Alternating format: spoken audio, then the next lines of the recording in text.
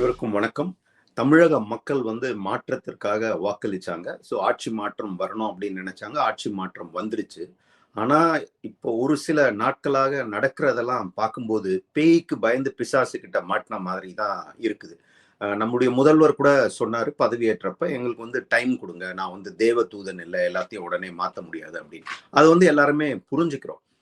நீங்க சொன்ன ரூ. 2,500 இந்த மாசத்துல இருந்து குடுக்கலனாலும் பரவால்ல. ஃப்ரீ சிலிண்டர் குடுக்குறீங்கன்னு சொன்னீங்க. அது இந்த மாசத்துல இருந்து குடுக்கலனாலும் பரவால்ல. ஏன்னா நீங்க கஜானால எவ்வளவு பணம் இருக்கு, என்ன வரவு, நீங்க எவ்வளவு செலவு பண்ண முடியும், எதெல்லாம் குடுக்க முடியும் அப்படின்றத பார்க்கறதுக்கு ஒரு ஒரு அவகாசம் தேவை இருக்குது.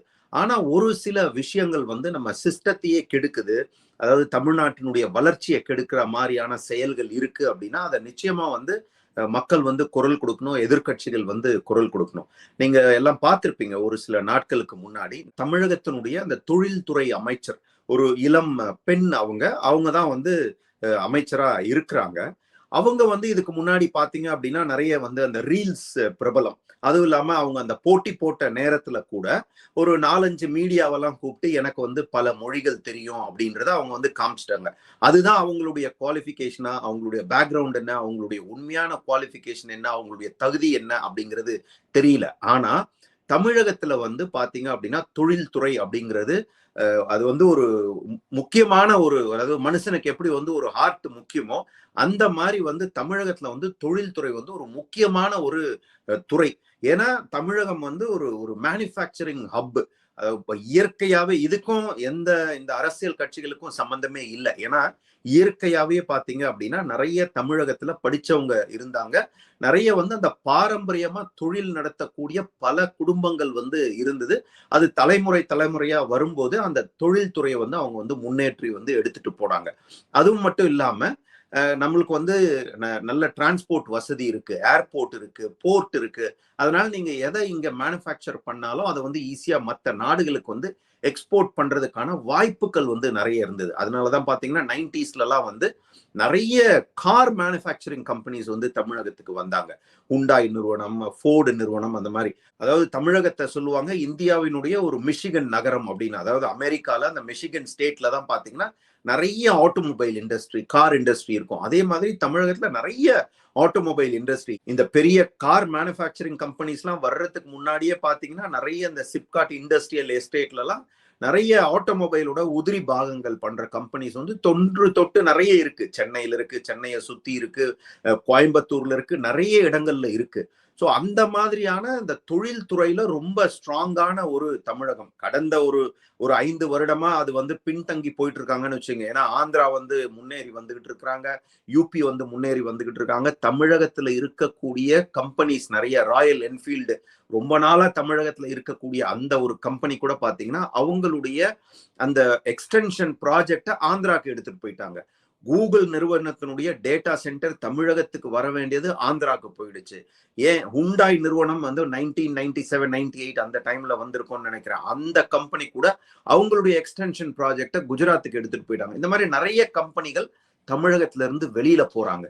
இந்த இண்டஸ்ட்ரியல் மினிஸ்டர் என்ன பண்ணணும் அப்படின்னா, இந்த கம்பெனிகள்லாம் ஏன் தமிழகத்துல இருந்து வெளியில போறாங்க, நம்ம பாலிசியில என்ன சேஞ்சஸ் பண்ணணும். இருக்கக்கூடிய கம்பெனி இப்ப நிறைய இண்டஸ்ட்ரியல் எஸ்டேட்ல நிறைய இந்த எஸ்எம்இஸ், அந்த small and medium scale industries companies நிறைய மூடுறாங்க.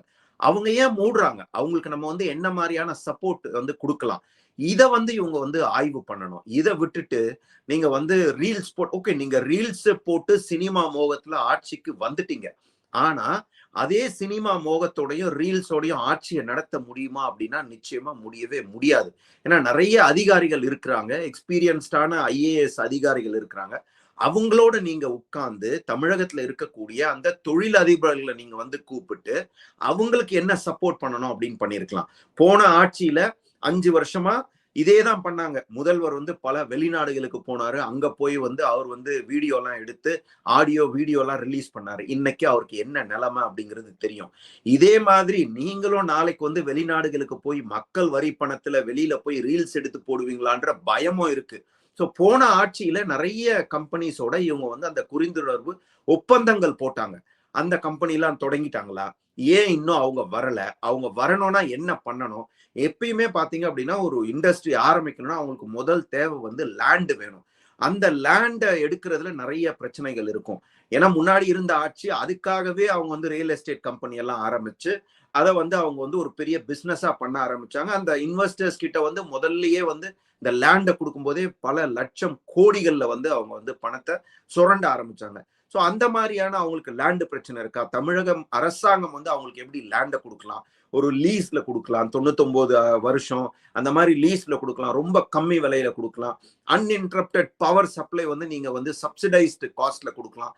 இந்த மாதிரி நீங்க அந்த இன்வெஸ்டர்ஸை வெளிநாடுகள்ல இருந்து வர வைக்கிறதுக்கு அவங்களுக்கு என்ன பண்ணணும், என்ன பண்ணா அவங்களுக்கு அந்த இன்ட்ரெஸ்ட் வரும் அப்படின்றத ஆய்வு செய்யணும். அதை விட்டுட்டு நீங்க வந்து ஏதோ இந்த ரியல் எஸ்டேட் கம்பெனில வந்து வீடியோ போடுற மாதிரி சென்னைக்கு மிக அருகாமையில், கும்பகோணம் பக்கத்தில், சென்னைக்கு மிக அருகாமையில், செங்கல்பட்டுக்கு பக்கத்தில், பஸ் ஸ்டாண்ட்ல இருந்து 5 நிமிடம் தூரத்தில் நல்ல இயற்கையான காத்து வரக்கூடிய இப்படின்லாம் வீடியோ போட்டீங்கன்னா எந்த ஒரு தொழில் தொடங்குறவனும் வரமாட்டான், எந்த ஒரு இன்வெஸ்டர்ஸும் வரமாட்டான். உங்களுடைய ரீல்ஸை பார்த்து, அதாவது கோடி கணக்குல, லட்சம் கோடி கணக்குல இன்வெஸ்ட் பண்றவன் உங்களை மாதிரி ரீல்ஸ் போடுறவங்களை பார்த்து வரமாட்டான். இந்த ஸ்டேட்ல போனா நமக்கு வந்து என்னெல்லாம் அட்வான்டேஜஸ் இருக்கு, அவங்க என்ன மாதிரியான பாதுகாப்பு கொடுப்பாங்க, நம்மளுடைய தொழிலுக்கு என்ன மாதிரியான பாதுகாப்பு இருக்கும், நம்மளுடைய தொழிலை வந்து எவ்வளவு டெவலப் பண்ண முடியும், நெக்ஸ்ட் 5 இயர்ஸ்ல என்ன பண்ணலாம், 10 இயர்ஸ்ல என்ன பண்ணலாம், 15 இயர்ஸ்ல என்ன பண்ணலாம் அப்படின்னு அவன் வந்து பிளான் பண்ணுவான். அந்த மாதிரியான ஒரு கம்ஃபர்ட்டா இருக்கக்கூடிய ஒரு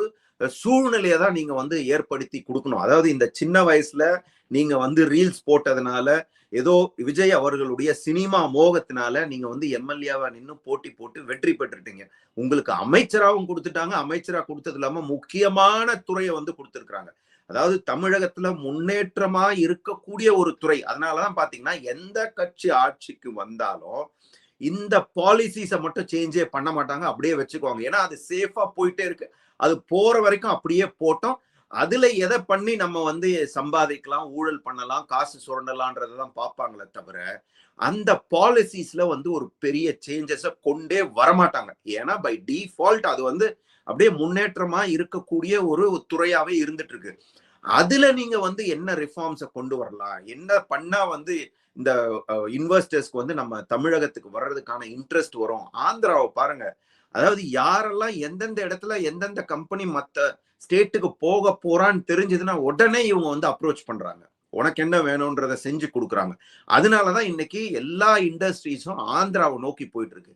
அடுத்தது யூபியை நோக்கி போயிட்டு இருக்கு. நம்ம எல்லாம் என்ன சொல்லுவோம், பான் பராக் வாய, பீடா வாய, யூபியில இருக்கிறவனுக்கு எல்லாம் வந்து ஒண்ணுமே தெரியாது, இதையே தான் சொல்லிக்கிட்டு இருந்தாங்க முன்னாடி இருந்த ஆட்சி. இன்னைக்கு யூபி வந்து முன்னேறிக்கிட்டே வராங்க. அதாவது இதே நிலைமை வந்து தொடர்ந்தது அப்படின்னா தமிழகம் தொழில்துறையில ஒரு பின்தங்கிய மாநிலமா ஆயிடும். இது வந்து ஒரு பெரிய ரெக்கார்டு. அதாவது இதை வந்து பண்ணவே முடியாது. அந்த மாதிரியான ஒரு தொழில்துறை வந்து தானாகவே வந்து அது வந்து வளர்ந்துகிட்டே இருக்கக்கூடிய துறை.